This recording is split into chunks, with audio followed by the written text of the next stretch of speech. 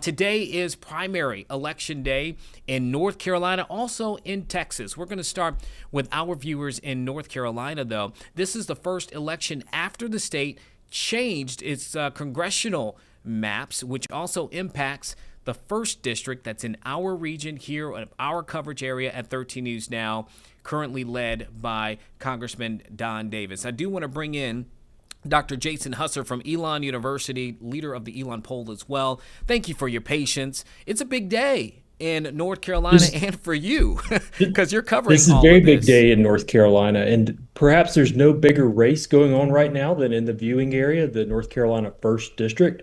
This is a big deal because of two factors. One, there was redistricting that happened really late in the cycle, redistricting that was overtly political.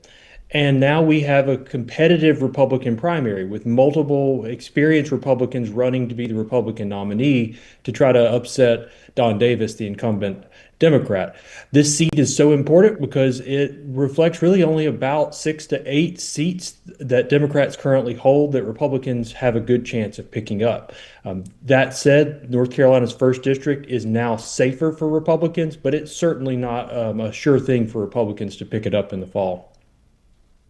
You know, it's interesting that you bring that up because it's the entire conversation of what we're seeing in North Carolina is what we're seeing here in Virginia right now, a battle for its new maps and what that could mean. And also in Texas, who also has a primary today after they secured 5 more Republican-leaning districts there. Can you speak to the larger scale impact that this could have? You just talked about what could happen there in North Carolina, but how that all plays in the larger narrative nationwide and why people are going to be watching Texas and North Carolina today. The big reason these local districts matter so much is that the House of Representatives has very tight margins.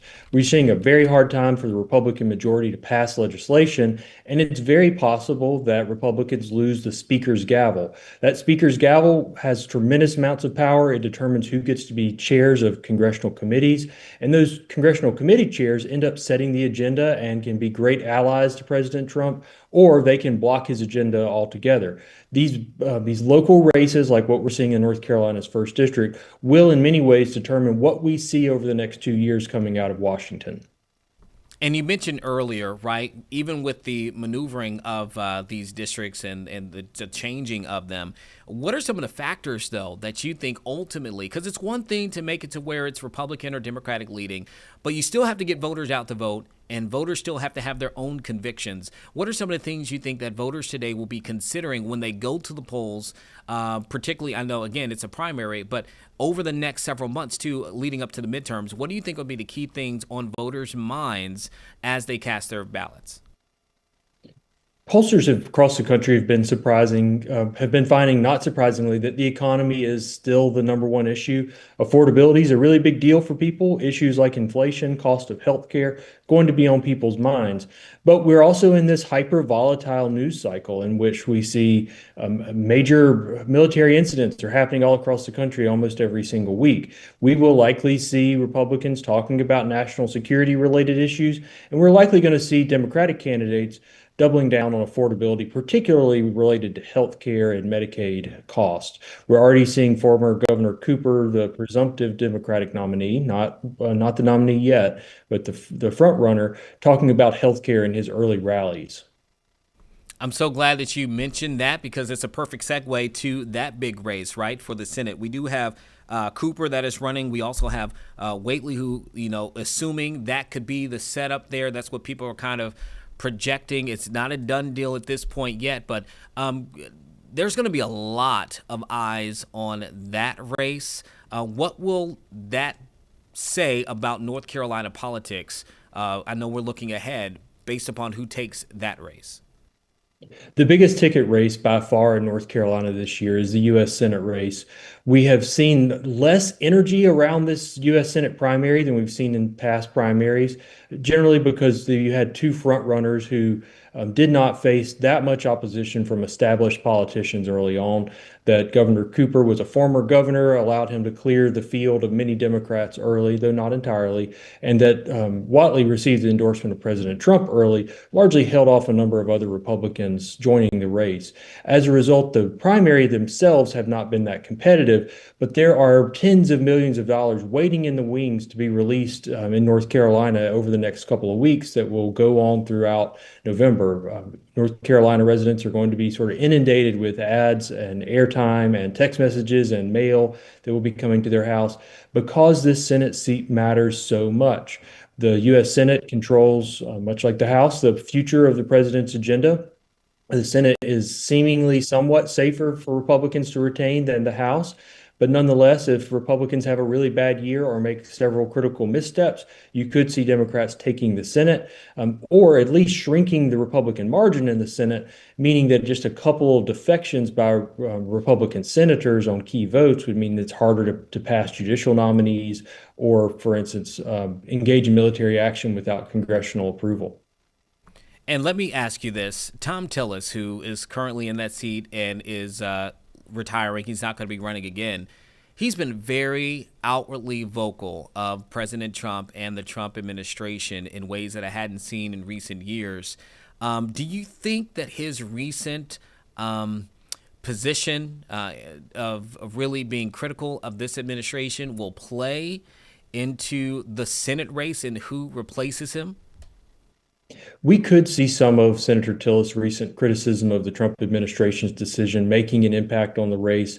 I think it would be pretty modest impact compared to the just general level of anti-Trump ads and rhetoric that's going to be out there. Though I would not be surprised if we see some advertisements come out that quote Senator Tillis about President Trump. That said, if you look at Senator Tillis's whole resume, this is a person who has supported Republican politics and policies throughout much of his career, a key architect of the Republican takeover of North Carolina state policy. Yeah, it's been interesting to see him operate in the last several months here as we know that his time is coming to an end. Dr. Husser, anything else that you think that the voters should be paying attention to that we can really maybe learn out of this primary?